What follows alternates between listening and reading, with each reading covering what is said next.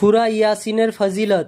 5 নম্বর, হজরত আলী থেকে বর্ণিত, নবী করিম সাল্লাল্লাহু আলাইহি ওয়াসাল্লাম বলেছেন, সূরা ইয়াসিনের আমল করো, উহাতে 10টি ফায়দা আছে।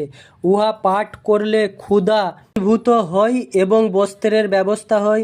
বিবাহ হতে যার দেরি হয়, সে নিয়মিত পাঠ করলে শীঘ্রই তার বিবাহ হবে।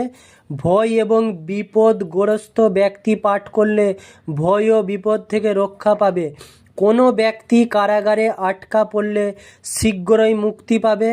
মুসাফির পাঠ করলে বন্ধু পাবে এবং হারিয়ে যাওয়া জিনিস ফিরে পাবে। মুমূর্ষু ব্যক্তির পাশে পাঠ করলে সে ব্যক্তির মৃত্যু কষ্ট সহজ হবে। রোগক্রান্ত ব্যক্তি পাঠ করলে আরোগ্য হবে। 6 নম্বর, এ সূরা একবার পাঠ করলে 10 খতম কুরআন পাঠের সওয়াব লিখা হয় ও পাঠকের সকল গুনাহ মাফ হয়।